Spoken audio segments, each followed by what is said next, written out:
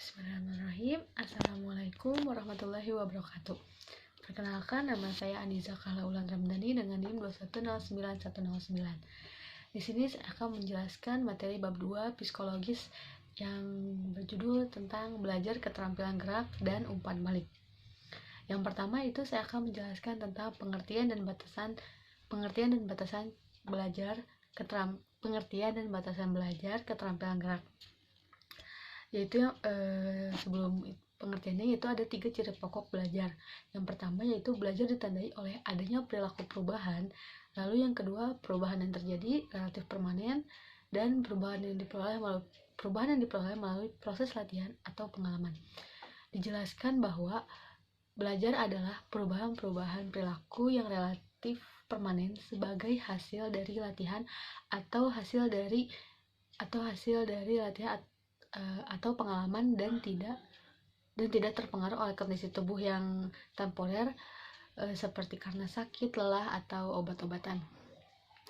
Istilah keterampilan yaitu memiliki beragam pengertian, tetapi biasanya istilah ini digunakan untuk menggambarkan tingkat kemampuan seseorang untuk menyelesaikan tugas. Baik, setelah tadi kita mempelajari tentang pengertian belajar dan keterampilan, lalu kita yang kedua saya akan menjelaskan tentang sistem Baik, setelah tadi saya menjelaskan tentang pengertian belajar dan keterampilan, lalu yang kedua ini ada sistem penahapan dan klasifikasi. Oke, belajar keterampilan gerak yang kompleks berarti yaitu membaca, menulis, menari, dan olahraga berlangsung dalam suatu proses dan menuntut upaya pembelajaran yang intensif. Ada 2 pendekatan yang dapat dijadikan sebagai rujukan untuk memahami penahapan dalam belajar keterampilan gerak adalah yang pertama ada pendekatan kognitif, lalu yang kedua yaitu sosial kognitif. Yang pertama yaitu pendekatan kognitif, yaitu seperti yang telah disebutkan oleh Fit dan Posner tahun 1967 setelah mempelajari keterampilan gerak dalam 3 tahap, yaitu tahap kognisi, automatisasi, terus yang kedua ada tahap kognisi sosial. Dari pendekatan kognisi sosial, tahapan belajar keterampilan gerak dibagi ke dalam 4 tahapan, yaitu tahap observasi, imitasi, kontrol diri, dan pengolahan diri. Lalu untuk yang ketiga yaitu ada variabel determinan. Secara umum, belajar keterampilan gerak dipengaruhi oleh 2 variabel pokok.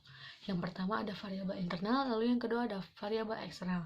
Variabel internal yaitu variabel yang melekat pada diri atlet. Terdiri dari subvariabel kemampuan gerak, pengalaman, kesiapan, dan motivasi.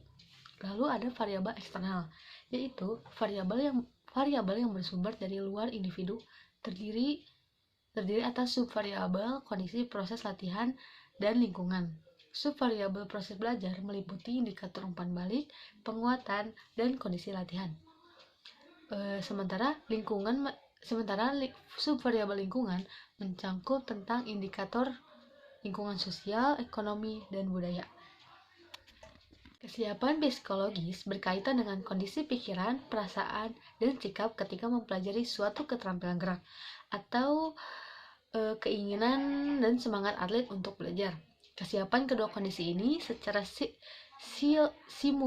stimulan mempengaruhi keberhasilan keterampilan gerak. Lalu selanjutnya ada yang keempat yaitu ada umpan balik, fungsi, jenis, dan aplikasi. Umpan balik atau feedback merupakan satu aspek penting dalam belajar keterampilan gerak dan penampilan olahraga. Umpan balik adalah informasi yang diterima oleh atlet sebagai hasil dari proses observasi yang dilakukan oleh guru atau pelatih terhadap proses belajar atau latihan penampilannya. Belajar keterampilan gerak dapat diklasifikasikan ke dalam 4 sistem, yaitu ada yang pertama keterampilan gerak terbuka dan tertutup, yang kedua keterampilan gerak diskrit, serial, dan kontinu, lalu yang ketiga keterampilan gerak kasar dan halus, Lalu yang keempat ada keterampilan kognitif dan keterampilan gerak. Umpan balik adalah informasi yang diterima oleh atlet sebagai hasil dari proses pengamatan atau observasi yang dilakukan oleh pelatih terhadap proses belajar penampilannya. Umpan balik memiliki tiga fungsi.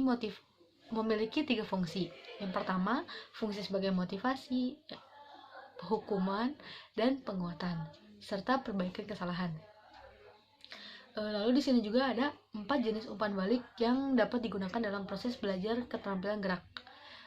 Yang pertama yaitu ada pengetahuan tentang hasil, pengukuran objektif, pemantauan diri, dan tayangan video.